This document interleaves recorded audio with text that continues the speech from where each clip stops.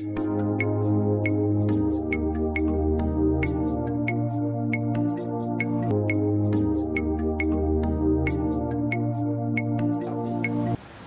dans les Seigneurs, bonjour ou bonsoir selon le temps que vous nous suivez en ces jours. Nous avons voulu partager quelque chose avec vous concernant toujours cette crise qui frappe le monde. J'ai intitulé mon message « Coronavirus, une porte de Dieu pour nous amener à l'humilité et à la repentance ». Si nous lisons dans le livre de Ecclésiaste chapitre 7 verset 14, la Bible dit « Au jour du bonheur, sois heureux, et au jour du malheur, réfléchis. » Dieu a fait l'un comme l'autre afin que l'homme ne découvre en rien ce qui sera après lui.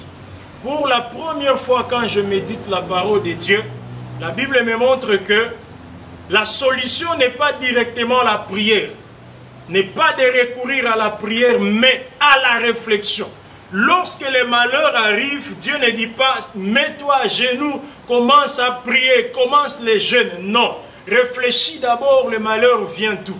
Et aujourd'hui, lorsque le monde connaît cette crise de coronavirus, nous nous demandons est-ce que les humains ne peuvent pas se poser des questions?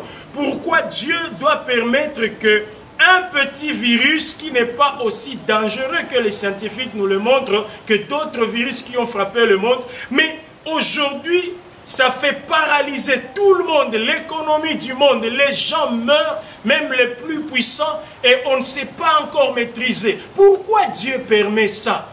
Au moment des malheurs, réfléchissons.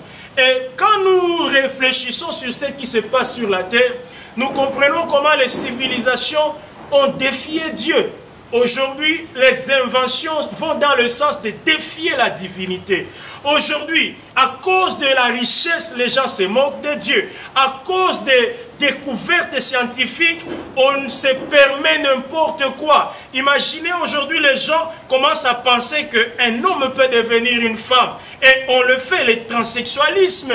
Tu es né garçon, mais tu veux devenir fille. Et la science vous aide à le faire.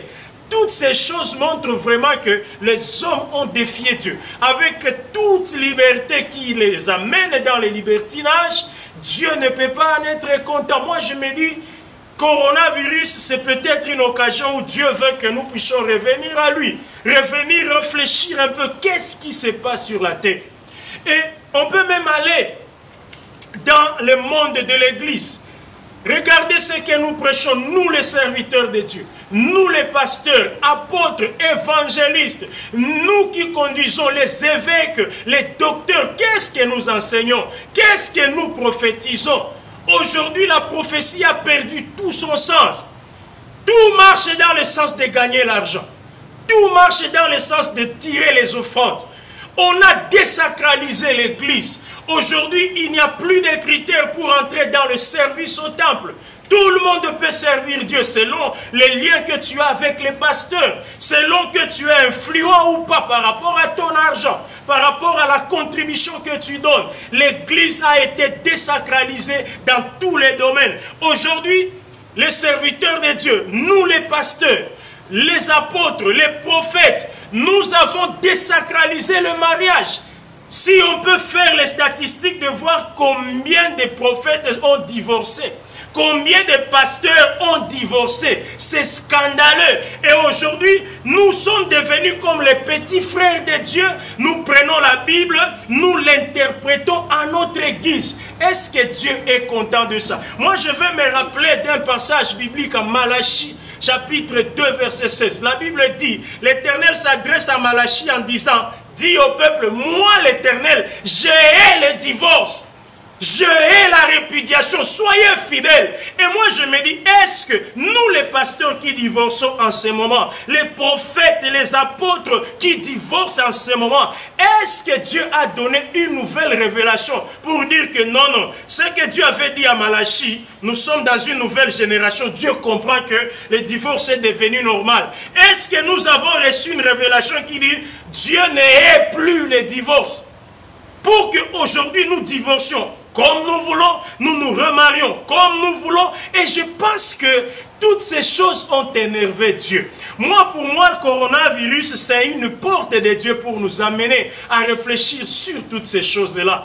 Aujourd'hui, regardez ce qui se passe. Si tu n'as pas une offrande considérable, même la considération diminue auprès de nous, serviteurs de Dieu. Nous n'allons que chez ceux qui ont des offrandes. Et aujourd'hui, je pense que nous, la plupart, nous avons commencé à vivre au travers des offrandes, des dîmes.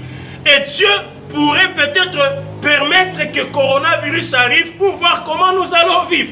Il n'y a pas de culte. Où est-ce que nous allons trouver des offrandes? Si seulement nous vivions par des offrandes, nous allons vivre comment? Vous voyez que cette histoire, moi je comprends que c'est un doigt de Dieu qui est en train de toucher pour nous remettre à l'humilité, à la repentance. Nous avons changé le message. Au lieu de présenter Jésus-Christ qui est l'offrande par excellence que Dieu a présenté au monde afin de sauver les hommes, nous avons recherché d'autres offrandes qui sont matérielles, financières. Maintenant, aujourd'hui, il n'y a pas de culte. Où est-ce que nous aurons ces offrandes?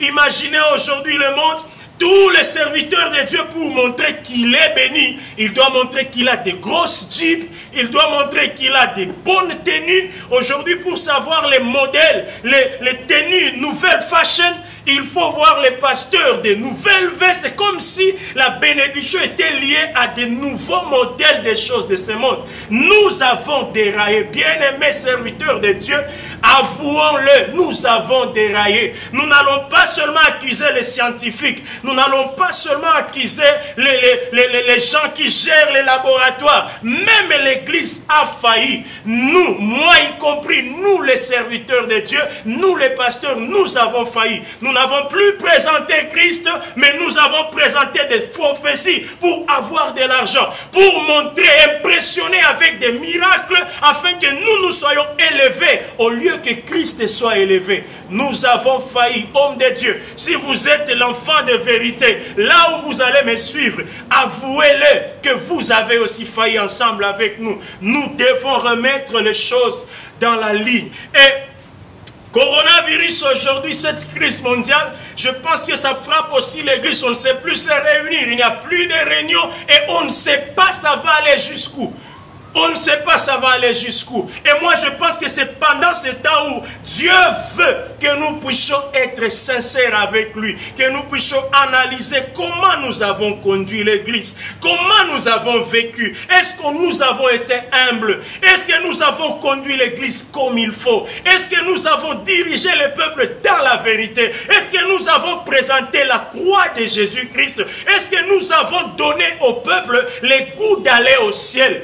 Bien-aimés, regardez nos églises. Nous avons failli. Lorsque les messages vont dans le sens de mettre tout le monde à l'aise. Aujourd'hui, on ne veut pas mettre les gens mal à l'aise par des vérités tranchantes. Alors que Jésus-Christ est la vérité. Aujourd'hui, on veut garder le monde à l'église, quelle que soit leur situation. Mais pourquoi être à l'église et demeurer païen? Pourquoi être à l'église et demeurer quelqu'un qui ne change pas? Pourquoi être à l'église et demeurer polygame? Pourquoi être à l'église et demeurer dans les yakatophanes? Pourquoi être à l'église et demeurer escroc? Pourquoi être à l'église et se contenter seulement de donner les offrandes? Pasteur, apôtre, prophète, évêque, archevêque, nous avons failli. Et coronavirus, c'est une porte de Dieu pour nous amener à l'humilité et à la repentance. Ce que Dieu attend de nous, bien-aimés, c'est que le monde entier puisse s'humilier. Reconnaître que la science nous a perdus. Nous avons utilisé la science dans le mauvais sens. Nous avons voulu le libertinage, plus question de se soumettre à la parole de Dieu. Aujourd'hui, la cohabitation est devenue une mode, donc tout le monde est les serviteurs. Dans des églises, en Orient, en Occident, partout, la cohabitation est devenue comme normale, alors que la parole de Dieu n'a pas changé. Le mariage reste sacré. Et Dieu, pour que vous puissiez être hommes et femmes ensemble, il faut que vous passiez par le mariage. Comment est-ce que vous allez habiter ensemble alors qu'il n'y a pas eu mariage? Et toutes ces choses, il faut qu'on en parle, bien-aimés. Coronavirus vient nous apprendre que non, les hommes ont failli et nous ne pouvons pas nous taire. Pourquoi Dieu peut permettre ça? Et moi je me dis, si seulement par son doigt, il y a des gaffes comme ça. Si Dieu allait toucher le monde par sa main, les buildings n'allaient plus exister. Si seulement tout son bras pouvait toucher le monde, il n'y aurait plus de survivants. Mais moi, je crois que Dieu veut que nous puissions revenir à l'humilité, à la repentance, reconnaître que nous avons failli, reconnaître que nous avons péché. Et le monde, et les présidents du monde, humiliez-vous. Les PDG des entreprises, humiliez-vous. Tous les géants, les puissants de ce monde, humiliez-vous. Les scientifiques, reconnaissez que nous avons failli contre Dieu. Les avortements chaque jour qu'on a officialisés dans des nations. Aujourd'hui, avorter, je pense que l'avortement est la guerre la plus meurtrière du monde. La première guerre n'a pas tué comme l'avortement. La deuxième guerre du monde n'a pas tué comme l'avortement. Même s'il y a des massacres dans des nations, je ne pense pas qu'il y a une guerre qui a aussi tué que l'avortement. Mais qu'est-ce que les nations font? On officialise. Et moi, je disais à un frère un jour, ne soyons pas scandalisés si un jour, dans notre parlement ici en RDC, on va officialiser aussi l'avortement. Parce qu'aujourd'hui, il y a des thèmes qui sont muets dans notre constitution. L'histoire de l'homosexualité, les mariages et les gays. Aujourd'hui, c'est muet, ce n'est pas écrit dans la loi. Donc aujourd'hui, on peut aussi s'attendre demain que ces choses soient dans notre pays. Mais Dieu passe par cette crise bien-aimée pour que nous ne puissions pas en arriver là-bas. Je crois par la grâce de Dieu que la situation va revenir à la normale. Mais pasteurs, apôtres, serviteurs de Dieu, diacres, ne revenons plus à ces voies-là. Ne revenons plus à ces messages non essentiels. Prêchons Christ, présentons la croix de Jésus. Montrons aux hommes que le salaire du péché, c'est la mort. Qui que tu sois, quel que soit les grades que tu as, le salaire du péché, c'est la mort. Prêchons cela à l'église. Ne donnons pas aux enfants de Dieu le goût de rester au monde, de construire au monde. Tu vas être élevé, tu seras béni. Oui, mais la bénédiction vient quand on obéit à la parole de Dieu. Il y a l'autodélivrance, il y a des choses où Dieu attend juste que vous soyez en bon terme avec lui et vous êtes autodélivré. Mais qu'est-ce que nous avons prêché? Bien-aimés, analysons toutes ces choses-là. Nous avons rendu les églises nos boutiques en vivant selon les dîmes, allant même à recouvrer les dîmes dans des boutiques, appeler les gens pour les dîmes, comme si l'église était devenue coop. Et toutes ces choses-là, non, Dieu n'a pas été content. Je pense que même l'Église, au travers de cette crise, Dieu est en train de nous ramener à l'ordre. Bien-aimés, retenons la leçon que Dieu nous donne. Coronavirus, c'est une occasion pour que nous revenions à l'humilité et à la repentance. Repentons-nous, revenons à Christ. Il y a quelque chose qui m'a beaucoup frappé dans l'Église, dans la Bible, en Luc chapitre 16 verset 30. Là, Jésus-Christ parle dans une parabole où il y avait un riche sur la terre et il y avait un homme qui s'appelait Lazare. Il était pauvre.